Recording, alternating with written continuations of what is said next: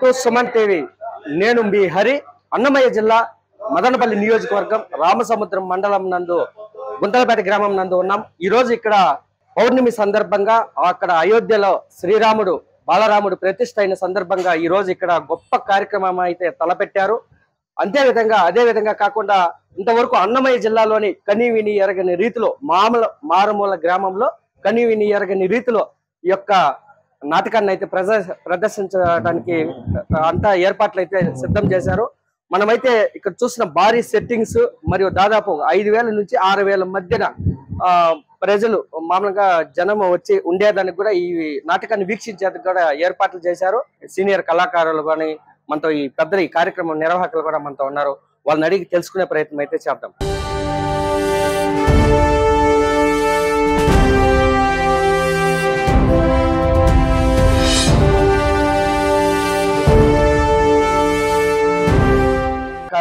అతను ఎన్నో విద్వాంసమైన కళాకారుడు. హైదరాబాద్ నుంచి కూడా తెలంగాణ నుంచి హైదరాబాద్ నుంచి కూడా గత 4 రోజుల నుంచి వచ్చి ఇక్కడ సామాన్య కళాకారులతో కలిసి రిహార్సల్స్ చేసి ఆయన కూడా మనతో ఉన్నారు. ఆయన్ని కూడా అడిగి తెలుసుకునే ప్రయత్నం చేద్దాం. నమస్తే సార్. చూస్తుంటే నిజంగా ఒక సెలబ్రిటీ చూసిన ఫీలింగ్ అయితే ప్రజలకైతే వస్తుంది. అది గత 3 రోజులుగా సామాన్య ప్రజలతో అయితే ఇక్కడ ఉండి గడుపుతున్నారు. ఇక మీరు ఎన్నో ప్రోగ్రామ్స్ చేయంటారు, ఎన్నో ఇవి చేసింటారు. ఇక మారుమూల గ్రామంలో గత 3 రోజుల నుంచి ఉండి ఈ యొక్క కార్యక్రమం విజయవంతం చేసేకి మీరు చాలా కృషి చేస్తున్నారు. దీనిపైన మీ అభిప్రాయం? గ్రామంలో ప్రజలందరూ కూడా చూసిన వెంటనే నిజంగా వాళ్ళ యొక్క హర్షం ఎన్టీఆర్ చూసినటువంటి కదా. అందరూ కూడా మా అమ్మ అక్కడే వచ్చింది, రాయచోటు నుంచి చూడడానికి వచ్చింది. వచ్చారు అమ్మ. మా అమ్మ చాలా సంతోషపడింది. ఎన్టీఆర్ శ్రీకృష్ణ వేషం నా కొడుకు వేస్తున్నాడని అంత దూరం నుంచి నా కోసం చూడడానికి వచ్చింది. గ్రామంలో రామసముద్రంలో మట్లవారిపల్లి కానీ తిరుమలరెడ్డి గారి పల్లెలో కానీ నన్ను చూసినప్పుడు వాళ్ళు అనుకుంటున్నారు, బా ఎంత చక్కగా శ్రీకృష్ణ పాత్ర దానికి ఎంతగా అని. మా అమ్మ ఇచ్చినటువంటి రూపం అది, మా నాన్న ఇచ్చినటువంటి గుణం. సో ఆ రెండు కళ్ళగా భావించి చంద్రశేఖర్ అన్న నాకు సహకారం అందించారు.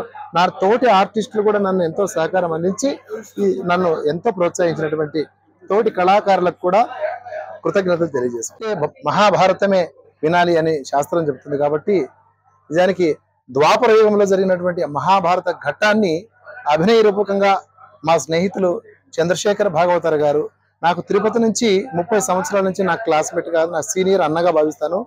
వారు హైదరాబాద్ లో ఉంటాను. నేను నిజానికి డ్రామా ఆర్టిస్ట్ కాదు, గాయకుడు. నేను శ్రీమన్ త్రిదండి చిన్నజీర స్వామి వారి శిష్యుని.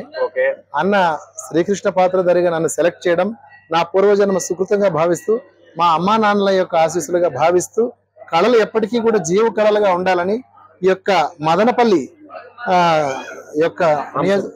మదనపల్లిలో రామసముద్రంలో అన్నమయ్య జిల్లా, నిజానికి మా ప్రాపర్ కూడా రాయచోటి, సొంత ఊరు గొల్లపల్లి, రాయచోటి అన్నమయ్య జిల్లాకే వస్తుంది. సో నన్ను సెలెక్ట్ చేయడం, శ్రీకృష్ణ పాత్రధారిగా ఒక పాత్ర ఇవ్వడం నాకు మరుపురాని ఘట్టంగా భావిస్తూ, సమాజంలో కళలు శాంతికి, ధర్మానికి, మన సంస్కృతికి పట్టుకొమ్మలు.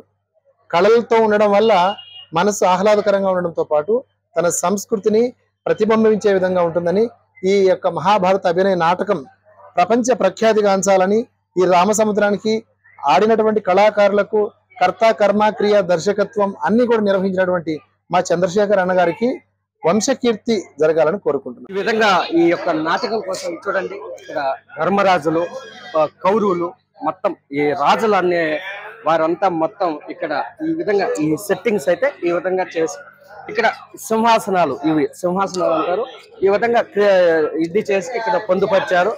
కౌరవులు అయితేనే పాండవుడు వీళ్ళంతా కూడా ఇక్కడే ఇది చేసి ఇక్కడ ఇదే చేసేస్తారు. ఇక్కడైతే దుర్యోధనుడికి చూడండి ఈ విధంగా దుర్యోధనుడు పాత్ర చేసే వాళ్ళైతే ఇక్కడ ఈ క్యారెక్టర్లు అయితే ఈ సింహాసనాలన్నీ సర్వం సిద్ధం చేశారు. డ్రెస్సింగ్ రూమ్ లో మేకప్ అయితే అవుతున్నారు. అక్కడ వివిధ రకాలైన కీటాలు, బాణాలు, గదలు అన్ని వాటికి సంబంధించిన మెటీరియల్స్ అంతా ఉన్నాయి. అక్కడ బేసిక్ ఒకసారి అవుట్ని ఒకసారి చూద్దాం.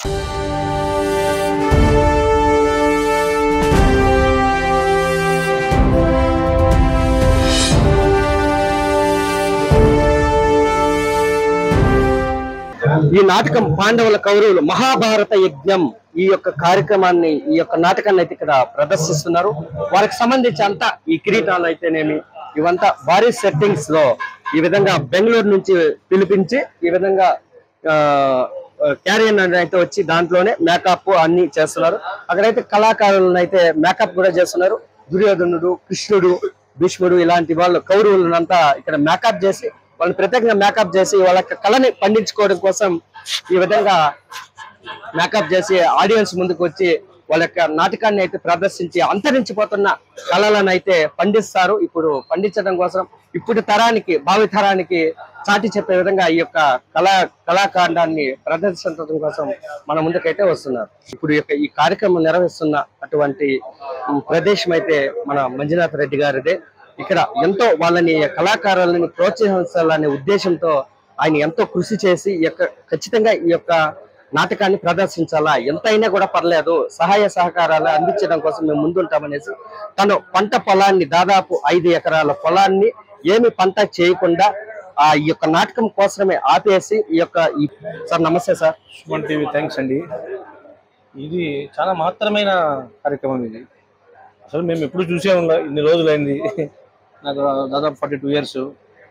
మేము ఇంత ఈ సెట్టింగ్స్ ఇవేమి సినిమాలో చూస్తాం కానీ మరి ఈ కళ్ళతో మనం మళ్ళీ మన ఊళ్ళో చూస్తాం అనుకోలేదు.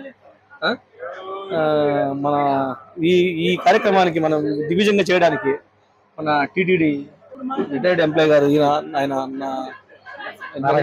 నారాయణప్ప గారు, చంద్రశేఖర్ గారు, ఎంతో హరిదాస్, నాగప్ప వీళ్ళు ఎంతో కృషి చేశారు. ఇటువంటి వాడిని మనం ప్రోత్సహించాలి. ఇవి అంతరించిపోకూడదు. ఈ కళలు అసలు మనం చూడతాము. చూడండి, ఇటు చూడండి. హైదరాబాద్ పోవాలి మనం ఇవన్నీ చూడాలంటే.